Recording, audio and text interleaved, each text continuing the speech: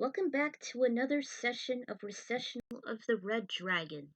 Last time, Trudy and Faye have actually visited Tharsis, and they were ambushed by a resurrected Spike Spiegel, who was hell-bent on killing and destruction. With that, they lost the duel. Faye was just stupefied while Trudy was out of commission, and the war is set to be in 72 hours. What war is this? And how will the bounty hunters deal with it? Well, let's find out, shall we? Alright, Recessional of the Red Dragons, Chapter 3, also known as Researching the Troops.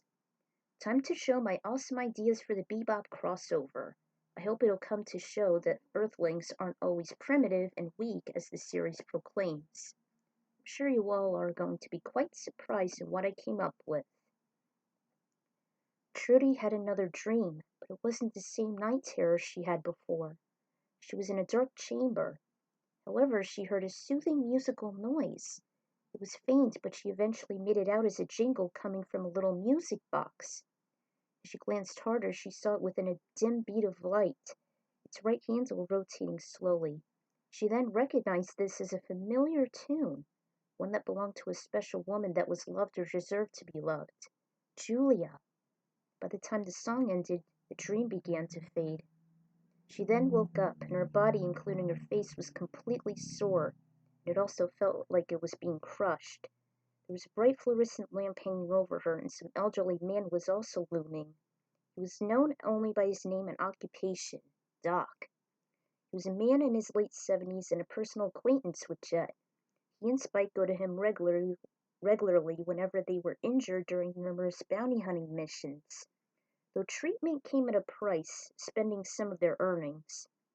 His balding head, gray whiskers, old spectacles, and gentle demeanor was sort of welcoming to Trudy despite the excruciating pain. He just inserted a needle to numb her suffering. She really took quite a beating.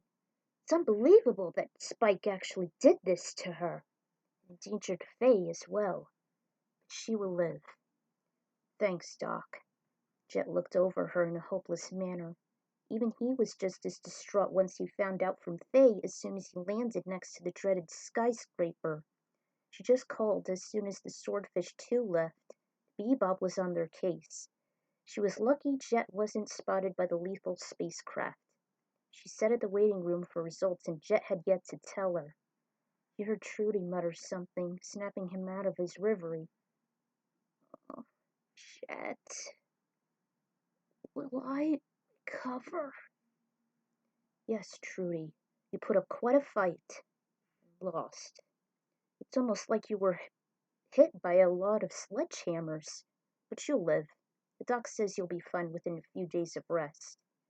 He recommended for Trudy to stay here for the time being, and he at times kept reassuring her that she was safe whenever he came around to her bedside. He was a bit worried about the dire news he heard from Faye and Jet of Spike stating the chances of an interstellar war with less than 72 hours. At a earshot, he told Jet that if the time comes, they should evacuate Mars along the Bebop, and from the nightmare Trudy had, he's afraid there may not be a reversal. Back in the waiting room, Faye felt relieved on Trudy's condition, but was also desperate to investigate Tharsis again and search for a solution to bring Spike back. But it would be suicide, Jet said, far too risky. Besides, he theorized they could be elsewhere and won't be found very easily. She argued they can't just stay here and let the impending conflict happen, nor let Spike find out. Minutes dragged on to hours, and then into a day until dawn rose. Only about 48 hours to go. Doc gave Jet and Faye permission to visit Trudy whenever they pleased. Ugh, lousy scrolls. Everyone ate together during breakfast, and by the time it was over, while Jet was the last to leave, Trudy in a whisper wanted to give her tablet so he could research her friend Mary on Earth. She and her cousins could be some excellent use for the upcoming battles since they were known as Pokémon champions from their corresponding homelands. She also recommended her Reploid friends X and Zero in a distant mechanical hub somewhere in Tokyo. All right, Trudy. I'll take your word for it. She was too weak to write down the passcode, so she only whispered in his ear instead. He was the only one she trusted with her own life. From her room within the bebop, Jet received the locked black tablet, typed in the code Trudy gave him, and tapped on the planet Earth from the layout of the entire solar system, then zoomed in at Japan's location and came across some data regarding the resident of Kanto as well as other neighboring regions. The first was of course Mary, and her info was listed as below. And before I go any further, the Pokemon trainers were actually inspired by pikaace. You know, the person that does all those dubs featuring the Rescue Team mangas, as well as the game, which she compares it to Soul Eater. That person. They're actually trainers of hers, and with her permission, I actually included them during the war. So, I'm not going to read all of this, I'll just stop by for a couple of seconds. There's Mary, the trainer of Kanto. She has a Venusaur, Pidgeot, Butterfree, Pikachu, Dragonair, and Vulpix. And I'm assuming they're all in this order. You may pause it if you want to. Basically, it just talks about each of the trainers, their age, their residence, their Pokemon, what they've been through, all that stuff. So, those are all her Pokemon here. Venusaur, Pidgeot, Butterfree, Pikachu, and Dragonair, Vulpix. So, like I said, if you want to pause here, you may. I don't feel like going over them. It's just far too long, and it made the chapter drag on forever. So you can pause here if you want. And there's also Vulpix. You can pause here if you want. So, yeah. There's also April, which is one of her first cousins. She's from Johto, obviously Generation 2. There's Cyndaquil, Noctowl, Ampharos, Politoed, Espeon, and Red Gyarados. Yeah, a Red Gyarados. And, unlike Mary, Pikaace didn't give any more nicknames, although I kind of wish she did. You know, they're very interesting. Alright, so there's the Pokemon, there's Cyndaquil, there's her full team. You can pause here if you want. It just describes each one, really. So you can pause here if you want to read it. And there's also Espeon and Gyarados. So you can pause here if you want to read them. There's Marina from Hoenn, Little Root Town, just moved from Johto. This is the third cousin. I wasn't really crazy about Gen 3. I was only into Kanto and Johto the most. And I guess I happen to be a Gen 2er if there's such a thing. So, those are all her Pokemon. Blaziken, Beautifly, Azumarill, Altaria, Absol, and Castform. So you can pause here if you want to read this. And there's Absol and Castform. Pause here if you want to. As well as Crystal, who is a resident from Sinnoh, Twin Leaf Town. It happens to be Empoleon, Staraptor, Rapidash, Pachirisu, Togekiss, and Lucario. So, there's Crystal. And there's Empoleon. You can pause here if you want to read this. Those are her Pokemon. Empoleon, Staraptor, Rapidash, Pachirisu, Togekiss. You may pause here if you want to read this. And there's also Togekiss and Lucario. You can pause here if you want to read this. And there's also Lizzie, who happens to be one of the cousins born in Unova. Yes, there's more than one cousin born in Unova, because there's Black and White and there's Black and White 2. So, here's Lizzie. Pokemon is Samurott, Simisear, Unpheasant, Sawsbuck, Minipede, traded for Emolga, and also Volcarona. And as well as a certain dragon. So there's Samurott, Simisear, Unpheasant, Sawsbuck, Emolga, and Volcarona, as well as a certain dragon. You may pause here if you want. There's also Emolga, Volcarona, and Zekrom. Yep, Black Dragon Zekrom. Also known as the Yin in the Tao Trio. Let me stop here if you want.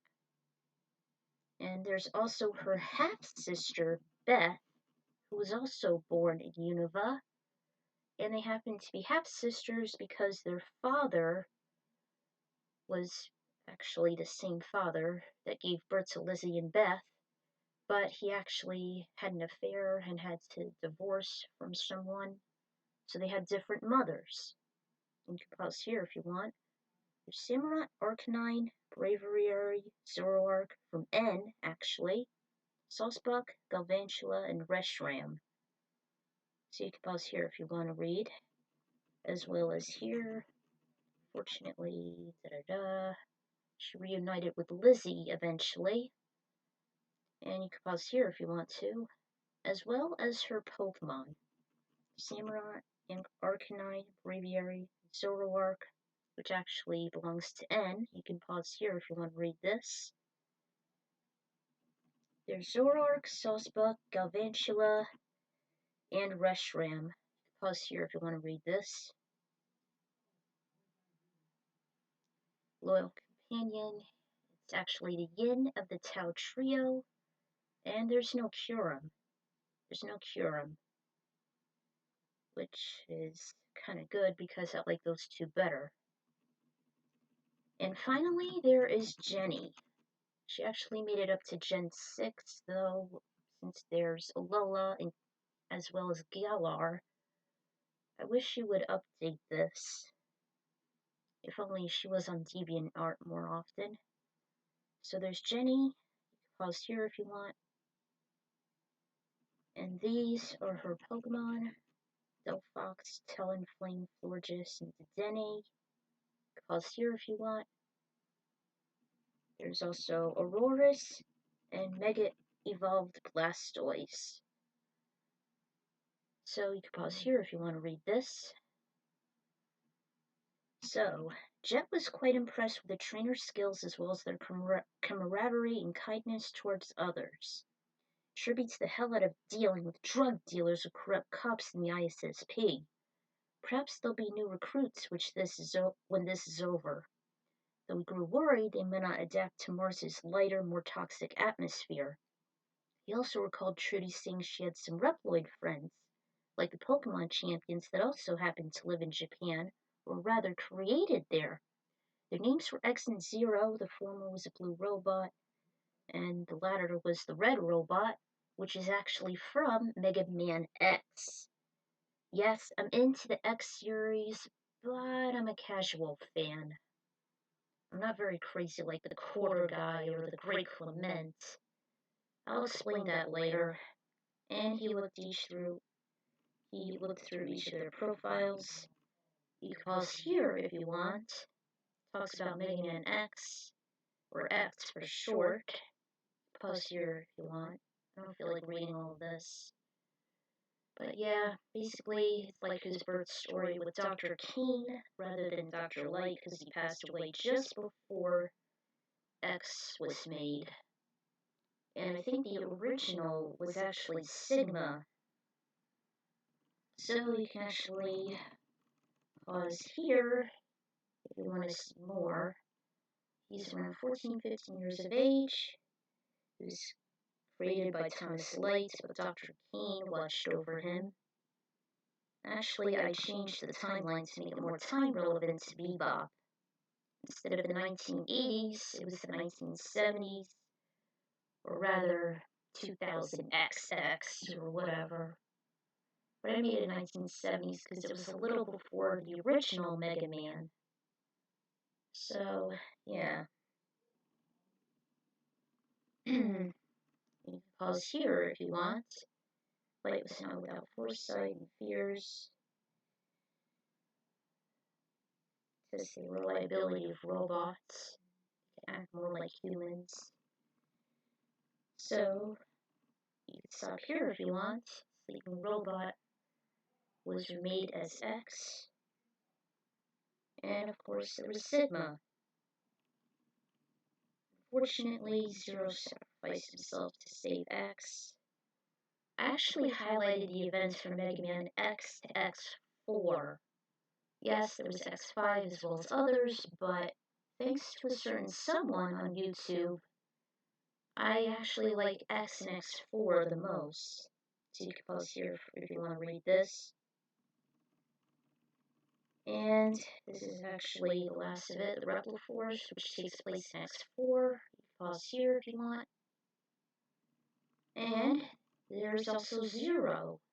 It's created by Dr. Wily, which was a huge plot twist. Real huge. And I don't know.